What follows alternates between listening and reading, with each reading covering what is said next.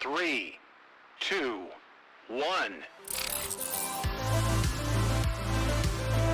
My whole purpose for this call is to give business owners like yourself, like myself, insight into the success, the failures, the day-to-day struggles, and the real-life examples of how I've won and lost over the last 12 years of growing my own businesses. It's my hope that you'll engage and ask real questions of myself and my team so that you can avoid the pitfalls, the roadblocks, and the struggles that I've overcome. I want to share with you what I'm doing in my businesses, plus the businesses that I help run across this country. I want to give you the insight that I've learned coaching clients in medical, real estate, accounting, and other professional services, and how we've helped them live the life of a visionary entrepreneur, scale their organizations, and leave a lasting legacy on this world. That's fantastic. And I think when you look at organizations that are having success during this time, you know, you've heard Great Resignation, you've heard I can't find people, nobody wants to work for me. Well, there's plenty of people out there working, and there's plenty of great people out there working. They just need somebody to follow. They need a purpose to follow, a passion to follow, and a great leader to follow. So I think the biggest thing to remember as we talk each week is, are you being that great leader? Are you being somebody that they want to follow? And so this PPF conversation is about them, right? And the conversation I want to have tonight is, how do we level up, right? What roles do you need in your company in order to build an autonomous team, in order to build a team that helps you achieve your legacy as a business owner?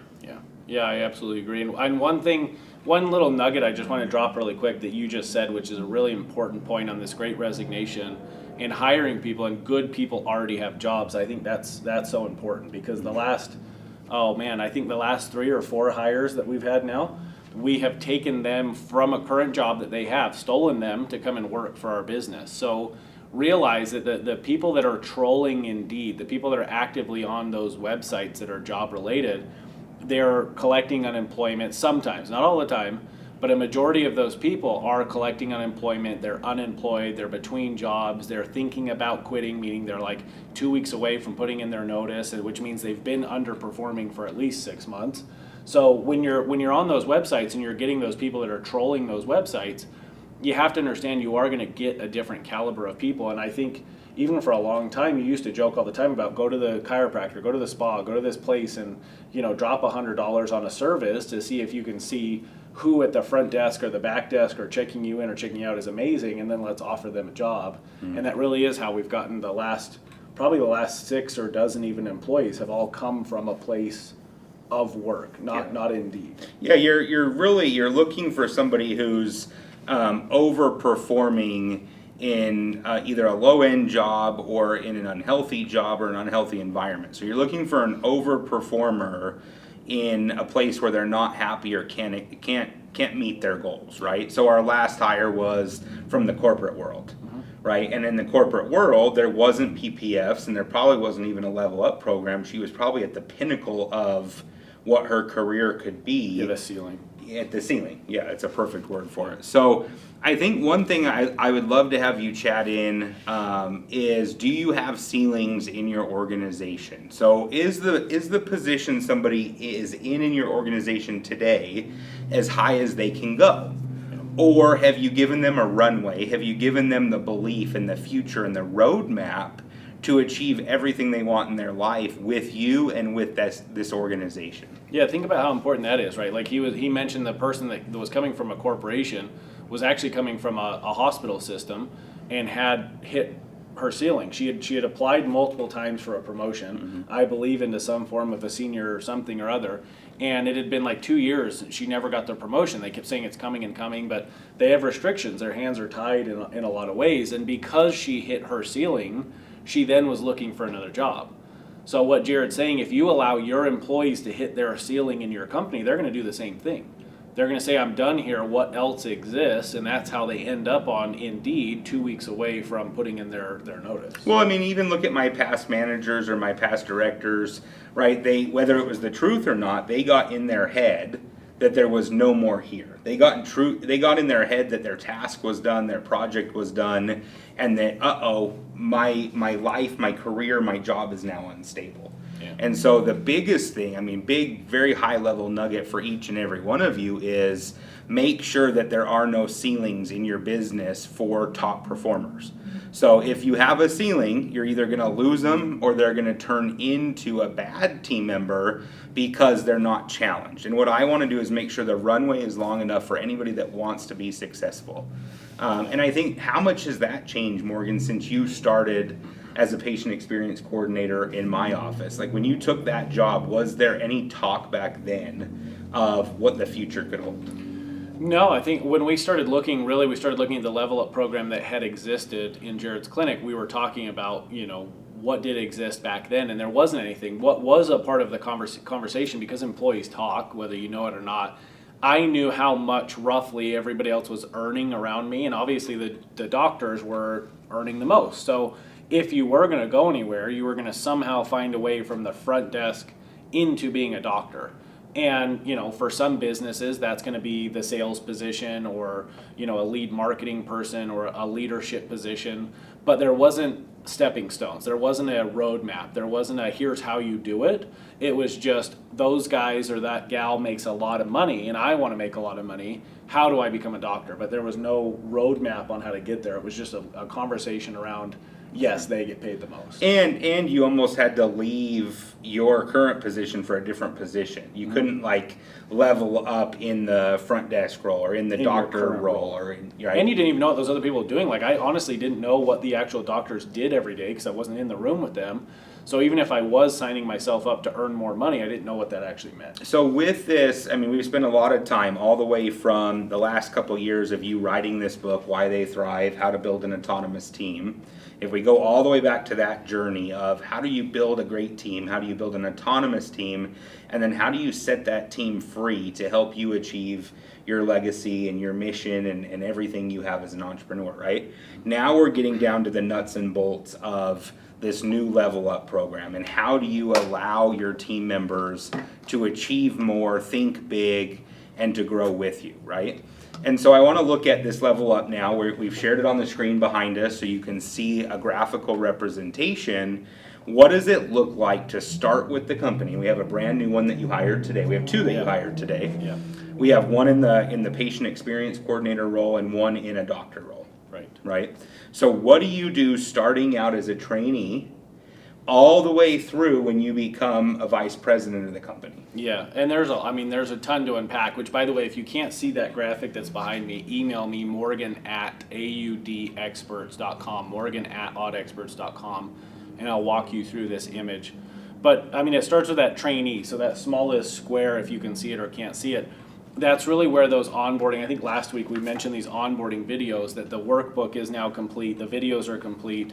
That's really the beginning journey for any employee in our business, but also the businesses that we coach, is what are the core competencies and what are the roles that you need to understand for what you do. So core competencies and your role, always baseline, regardless of the industry. It's like you need to understand how we operate, our core values, the core competencies, what your role is. Yeah, I love it. So, you kind of even jumped ahead. I was going to say the process starts when you first decide you need a new position in your company or a new person in your company. Oh, sure. Well, yeah, hopefully you already have that. And then it jumps to hiring, right? How do we post an ad? How do we hire somebody? And we have all of that mapped. If you've been with us for a while, if you've seen our automation campaigns, we have this process down to a T of hiring. And that's why Morgan today hired 2 more people, and I don't think he broke a sweat doing it, right? Yeah. So then we get to what you said, which is day one. What happens when this trainee starts with us? And tell me a little bit more about these onboarding videos, because they're not business specific. These videos truly go with any business: audiology, chiro, med spa, real estate. Tell me about these videos. Yeah, any non-corporate world, I would say, is lacking in this onboarding ability. And think about it like any relationship that you have, whether that's a dating relationship, mother, father, uncle, brother, anybody in your life. Anytime you have a relationship with somebody, it's all that first impression, right? Like people say first impressions matter. And for your employees, their onboarding is their first impression. That's the first chance they have to understand why you do what you do, how you do it, and what it is the company is actually trying to accomplish, what the vision of the company looks like. So think of your onboarding more in the sense of, you're dating someone, you're new to the relationship, and you really want to make a good first impression. That's like day one they show up, they have a name tag that's their name, they have flowers, you have gifts, hopefully they filled out their employee, get to know an employee Uniform, sheet. swag. Sure, yeah, you know that their favorite candy bar and their drinks and there's some Mountain Dew there for them, and it feels good to be a part of this new team. And more than anything, those first 2 weeks for us are about making a good, solid first impression on the employee, not about teaching them how to do their job or how to excel at their job or start this level up program. Don't start getting crazy yet.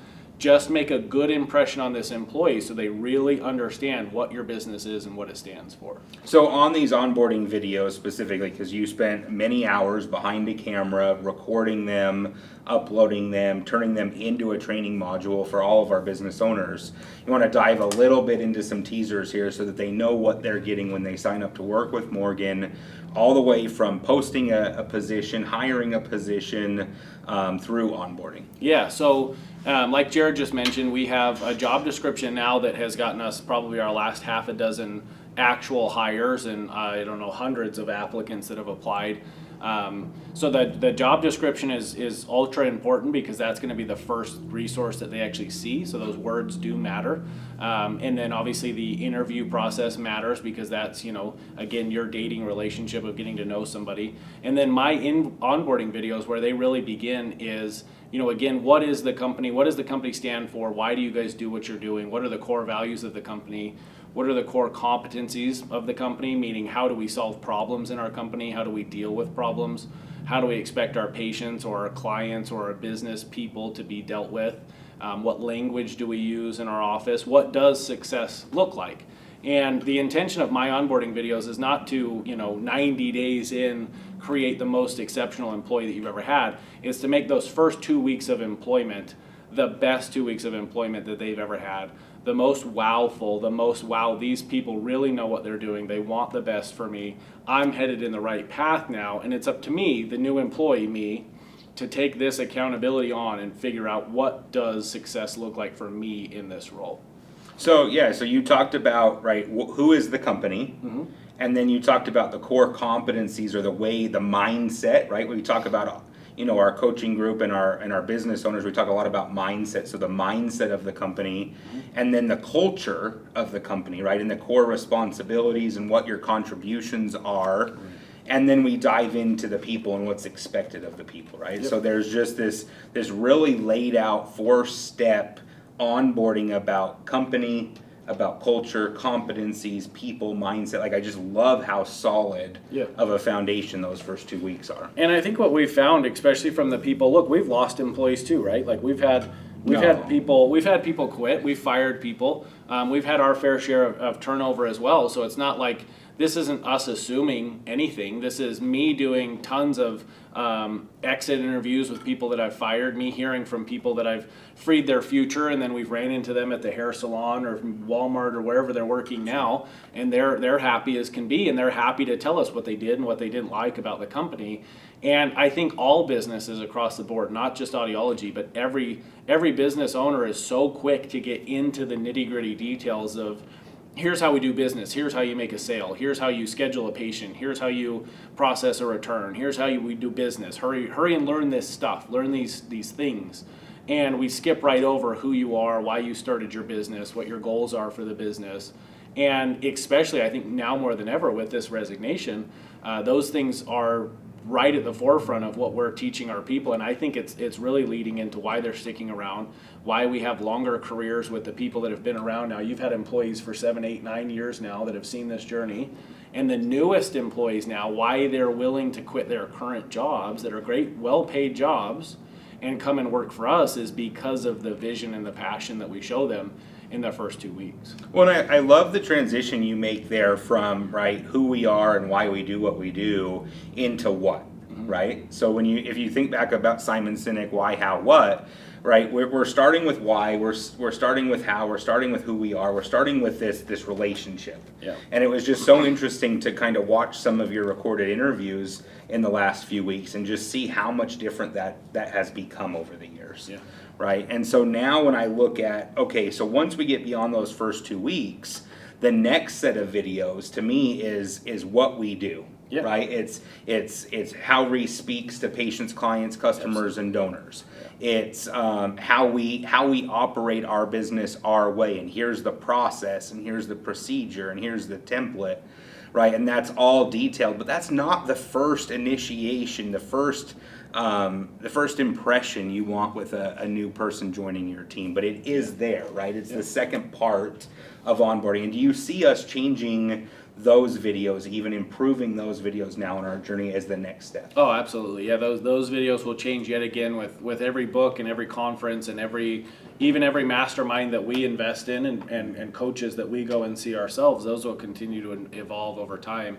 And just for me, we talked about this again last week, like unless someone on the call, right, is building rockets, you have to understand that in your business, the what that they do every day, whether that's selling on the phone, the thing that they do, the job, is not the hard part of the job.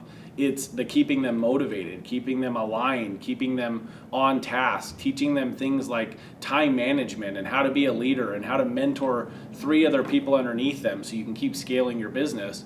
The clicking of buttons to schedule a patient or to process a return or a sale is not even, it's really not even something you should be focusing on as the owner. You should let somebody else that's in your business that's great. Hopefully you're tracking those people. Jared, what did you call them? You called them the exceptional people. Sure. The winners of your business. Those are the ones that should be showing them how to do their job. They already know how to do the job. So you mentioned today at lunch, right? So we went over and had a great lunch, and you mentioned how we have this event coming up in May, right? Mm-hmm. In the science world, in the audiology world, it's called neurosciencebootcamp.com. You can look more into it there.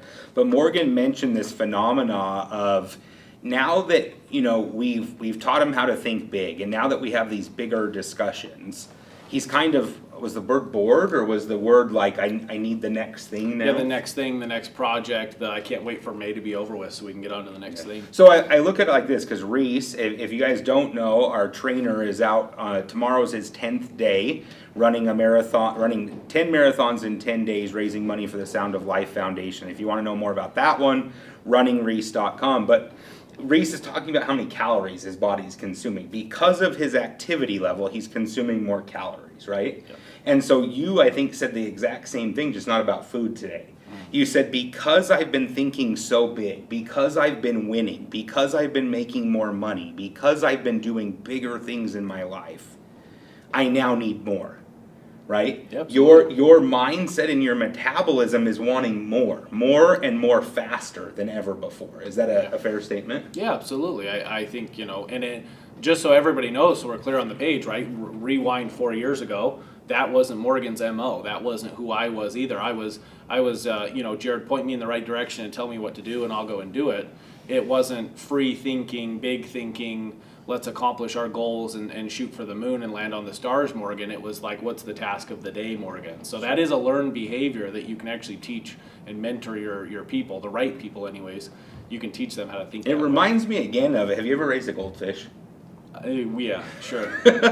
So like you put the goldfish in the bowl and then it gets bigger and then you need a bigger bowl and then a bigger bowl and then a bigger tank and then you have to grow with this, right? It's almost like you're the well, I hate to call you a goldfish. Yeah, I was wondering where you were going with this. Seems like so I have to keep expanding your world, sure. Right? So we took a couple years to write your book and to work on that for your launch, and now you've done 2 white papers in the last 3 months. Right. And so I want this analogy. I hope every business owner on here can shift your mindset. So my biggest goal of this call is to give back to other business owners and to let you learn from what I've learned, what I've failed, what I've had success doing over the last 12 years. And what I want you to do is have more Morgans on your team, more Reeses on your team, more Keiths on your team, more clinic staff member. I have a great team around me, and what I've done is given them a brighter, bigger future with a longer runway. And so whether it's somebody in your business throwing hammers, whether it's somebody pouring concrete, whether it's a med spa, day spa, real estate agent, you want to help them think big. You want to help them achieve more. And so this level up program, this new level up program, is about showing that new hire, whether they're 19 or 68 or older, how they can go from being an entry level trainee to a vice president in your company, a regional company, a national company. And so I want to talk about, now we've moved out of this training stage and we're into your job, right? So let's use the clinic example. You're sitting at my front desk, Okay. right? And you're the daily person at the front desk. What does that look like? What does that role look like if you don't think there's any other future? Oh, boredom, excruciating boredom. I mean, when a patient is in the office, you might have a little bit of something to do. But even in your busiest office of St. George that sees, 50 patients a day, busier than that on a Monday, not a whole lot going on. As busy as they like to make it seem, hate to break it to you, I've worked in that clinic, and I promise you that your clinics and your businesses are not that different, not that busy. Yeah. Not that Well, much. and so I look at that role, but seriously, am I going to spend 30 years there? Mm-hmm. Like my mom, she's worked for, the state for 26 years. Yeah. And I know your mom, your dad worked in a very stable job, but is that a good, healthy expectation for me, the business owner, to think this person's going to start at my front desk and be here long term if I don't find a way to feed them or give them a bigger cage or a bigger bowl or whatever the analogy is? It used to be, right? I mean, generations ago, it used to be. It used to be that if you weren't fortunate enough to go to college, you found a good company that would let you in at an entry level and you worked your way up. So it used to be. I think that's probably one of the limiting beliefs that some of the business owners might have is, people are fortunate to be in my company. It's a good starting pay and you can work your way up, but that isn't the goal. The goal isn't and shouldn't be to sit behind a desk for 30 years and check patients in and out. They have to know that there's more offices opening. There's room to train other humans. There's room for travel, that the person that owns the clinic wants to start new locations. And if you don't, that's okay too. But your staff needs to know that as well. If there's no plans for scaling the business, then the staff needs to know that as well so they can. Yeah, so I want to get to what's the most important thing at this stage, right? So you move from trainee into the role. What's the most important thing for the team member to know at this role? But you also mentioned something that if there is no future, if the vision of your company isn't bigger and isn't great and isn't thinking, 10x, then what you need to do is be willing to accept higher turnover, right? Yeah. Because I would imagine, you mentioned this the other day, people will come in, they'll work for a few years, they'll take off. They'll come in, they'll work for a couple years.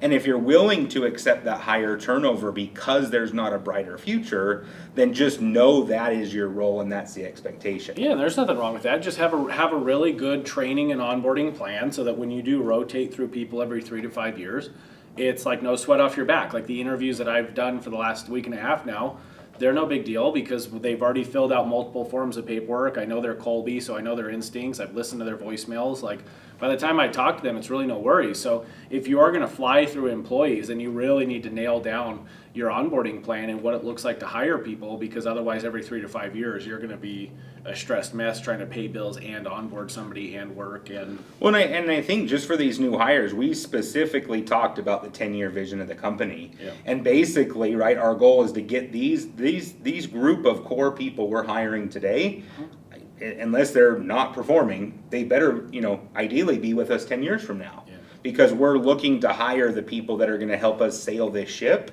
and that payday is going to be at the end of those 10 years. Yeah, look, Jared and I, we onboarded a ton of employees through COVID, mostly as an experiment that would lead into our onboarding process that is of today, to see what does a good onboarding look like. And we probably went through 24 employees in that summer or that summer and a half of employees. And one of my goals with any employee, even now today, was showing them the 10-year vision and talking to them about our core values and what we believe in and what the core competencies and what their role looks like, sharing the good of the job, the bad of the job, introducing them to employees that then will tell them the stuff they love and the stuff they hate, is to in some form scare them, or at least instill inside of this new employee that we do mean business, right? So if they're going to join our team, we're going to work, and we're going to work hard. We're going to play hard too. Like, we have another a monthly training coming on Thursday that you guys will all see the pictures of what I have planned on Thursday. So we play hard too, but we're going to have very high expectations of you. So before you accept this job, and even when you do accept this job, when we go through these 2 weeks of training, it's going to be absolutely amazing, because you're going to hear Jared say things about what you could accomplish in your life and what the business is headed towards. But at the same time, if you're not willing to work towards all those things, that's the employee that's going to work their way out. And many a times with employees that we've onboarded, in those first 2 weeks, or certainly in the first 90 days of business, they've decided, you know what, I just don't think this place is for me. Yeah. And that's a win for me. Of course. Yeah, your job of your onboarding process is to like sift out the people that are your winners and want to excel and want to grow, and the people that are watchers, or the people that are drainers, right? And so you want to make sure if somebody's making it through your hiring, but then through your onboarding and training, that by the time we get to 90 days, there's no more question. We can move forward in the right direction. Yep. I want to get back to, so once I start in my role, right? What's the most important thing for this person? Understanding our vision traction organizer and our core responsibilities, like, where does this person need to focus now in this stage of their position? Yeah, they definitely, they do need to understand the company, right? They need to understand what their role in the company is. I would say right now, currently, when they're new and they're outside of their training stage, they really need to have a full grasp on what does success look like. So what that means is they need to understand their role fully, what they're accountable for, and then they need to know who's successful. So like that's one big thing for me with this Level Up program, Jared, is like, anybody that's watching this video, if you're live or you're watching this recording, don't think that you can just take this Level Up program and say, okay, on Monday I'm going to have a Level Up program, because that's not realistic. One of the things that's on the side of this sheet here is what you called it, Jared, was the top performers. And so like, before you're going to implement this Level Up program, one of the things you need to know about your business is who are your top performers, because right now in the first stage of this Level Up program, they need to know what success looks like. So if you don't have somebody in your office that you're watching and you're tracking and you're observing, and you don't know who your top performers are and you don't know who your bottom performers are, you're not going to ever know objectively whether that employee is successful or not successful. And we've seen way too many business owners give somebody a promotion that just didn't deserve it, flat out because they liked the person. They liked that person more than they liked the other Johnny or Timmy or Susie down the road. So I one thing here is, I know we're not going to cover it all on today's video, and I know you have an upcoming workshop on this specifically in St. George, a deep dive. Yep. And they have, everybody watching, our current clients, anybody new in St. George, around the country, wherever you are, if you want to come learn about this journey we've been on, the successes, the failures, the mindset, the culture, we're going to go all the way from the blueprint for posting the job template, right, to the automation and hiring process. We're going to dive into the Level Up program, building teams, scaling teams, PPFs. Like, we're going to cover this whole, most people call it human relationships. I think you call it team development, communication. And what day is that? That's June 17th in St. George, Utah. So June 17th, email morgan@audexperts.com if you want to attend. Great workshop. He can walk you through the details. And the core responsibilities that you're touching on, I think, is where most of our clients have their entire staff, right? The person knows what their job is, what 5 core responsibilities they have, and what they should do on a day-to-day basis. But have any of them set forward how to become a senior member of the team, or a director of the team, or a regional director, or a national director, or a vice president? Have you seen any businesses, other than maybe corporations or states, have you seen small business owners, medium-sized business owners that have this type of a roadmap? No. Well, yes, there's been attempts, but no, not to this level, not to this amount of detail. And I think one of the things that you're mentioning, Jared, is again on the right side of your screen over here, those blocks that go up, the very bottom one is a newer employee that's just striving not to fail, right? We talked about this a little bit yesterday. And then a person that's striving to meet their goals. And I think that's where you're saying a lot of the clients that we work with, that's where they have their employees. They're really They're trying their hardest to meet their goals. Some weeks they do, some weeks they don't. There's ups and downs. It's a roller coaster ride. They just can't really put their thumb on, like, that's how I get success. That's how I figured out how to do my job to the best of my ability and really hit my goal every single time. And then the key difference, the key behavior there that separates the next level of employee is someone that strives to exceed those goals. And I think the only way that you can find and teach somebody to exceed their goals is to give them this roadmap. Like, unless you can tell them and show them what winning looks like, what a top performer does every day. If you have somebody over here who has your highest sales rate or highest treatment rate or highest phones conversion, if you're not willing to show them what that person is doing every single day, they're never going to be able to exceed those goals. So, they don't know how. Yeah, I mean, principle-wise, Morgan's talking about some very big principles. He's talking about the different levels of impact that a team member can have on an organization. Right? Not all team members are created equal, not all actions are created equal. So he's talking about levels of impact on the organization from your team members. He's also talking about a very crystal clear roadmap for success, including benchmarks, right? So you mentioned benchmarks. And I think a great example that came up is I had a benchmark that needed to be fixed in my organization, and without sharing the benchmark, without sharing what good was in our organization and where this team member was, it was more emotional. People don't like me. I'm getting picked on. This isn't working. This result, everybody. I feel. When I pulled out the benchmarks, it was like this enlightenment moment. So clarity of what does good look like and what is a successful, impactful person doing, and then benchmarking it to the success of your growth and your vision and your future. Yeah, and that's really, like, I know everybody on this recording, our clients especially, are going to want this level up. Like, if you can't see your screen, I know I probably already have emails right now, and I know they're going to want to dive into these details. But until, as the business owner, you can identify with data, with trends, with real statistics in your business, what a top performer is doing and what a bottom performer is, someone that's just getting by, what they're actually doing on a week-to-week basis or month-to-month, and then identify how it is they got there. Like, that top performer, whatever the skills, the learned behaviors, the books they read, the morning routines that they have, whatever it is they're doing, if you can identify, first of all, what the number is, and then how they get to that number every single week or month, you can't have a level up program. And I mean that literally. That's not like we talk about that all the time, literal versus figurative. Literally, you can't implement a level up program if you don't know those things about your business. Yeah, I mean, it's one of our core values to document the details, right? To know specifically what's going on. And I think if you look at what, just in this particular case, front desk person, trainee, standard front desk, you've been in my front desk for 0 years to 3 years. What's next for me? What is the highest performer? We have a big coaching group. We have the different roles and responsibilities mapped out. What are the, let's say, senior patient experience coordinators doing that maybe the PECs aren't, or the trainees for sure aren't? The biggest difference there that I've seen is the people that are willing to, like, lead the team, right? Like, now what you're doing is you're saying, I'm successful at my job, now I'm willing to help other people. And so what that looks like is I'm willing to hold role plays. I'm willing to run daily huddles. I'm willing to now participate with the other people around me to try and lift up everybody else, not just making me successful, but the people that are around me successful.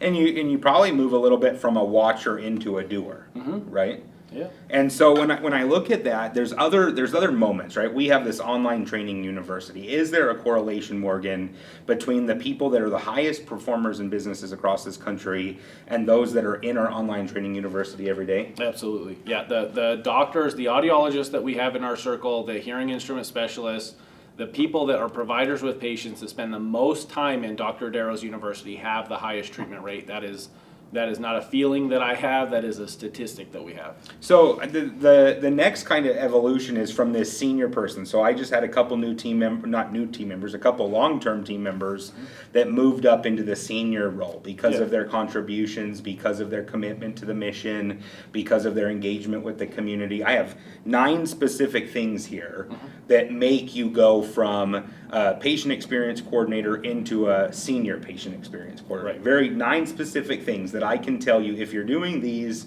you are now at a senior level.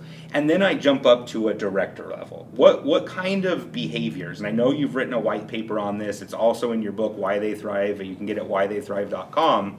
What is in this director role? How do you know when it's time to make somebody a leader? Yeah, and it's such a tough one because that leadership position really is a choice. So as much as we want to push somebody into that promotion of you're a leader, you're doing a great job, here's your golden sticker, you're a leader now, that's not what it is. It's actually that person approaching you and saying, I believe I'm a leader in this community with these people and I want to be a leader. So leadership, again, you're going to hear that a ton because if you want to get paid more, you're going to have to solve more problems, right? In our business, if you want to level yourself up, that also means taking other people with you. It's not just about you earning more money and leveling yourself up. You're going to take other people with you and you're going to drive the rest of the team. So leadership's going to be a reoccurring theme for you there. Accountability. So you've got to be willing in this position now to have that tough conversation sometimes. That downside or the other side of leadership that people don't always see is this accountability side. So now you've got to be willing for your other fellow PECs, some of them might have been working here longer than you, now you've got to be able to have the ability to hold them accountable, and you've got to be able to, when you're in those huddles, when you're in those L10s, when you're in those team meetings, solve issues on the spot. So Jared mentioned doers versus watchers versus thinkers. You're not allowed to be a watcher anymore. You're allowed to think, but then you've got to do. And once you do, you can look back and say, did that work? Is it something I should do again? Yes, then do it again.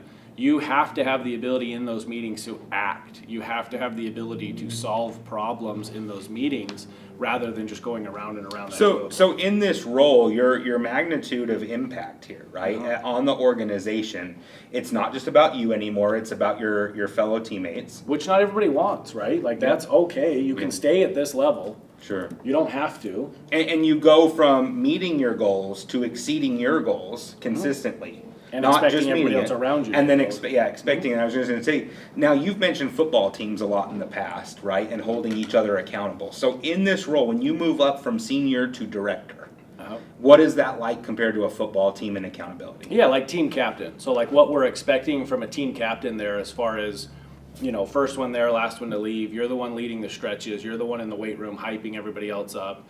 You're the one when a guy misses practice. You're the one that's, you know, chewing his ass on the sidelines. You're the one that's, you know, meeting with that player because he failed his classes saying you don't get to play on Friday. You're going to start, you have to understand, you're going to start taking some of this weight off of the coach, off of the CEO, and putting it on your shoulder and saying, now this is also my team. And that's a huge difference. That's a key separation. It might take a person years to get to that level or even understand one of the things that's going to be the most important for them is maybe to come to the conclusion that that's not something they want.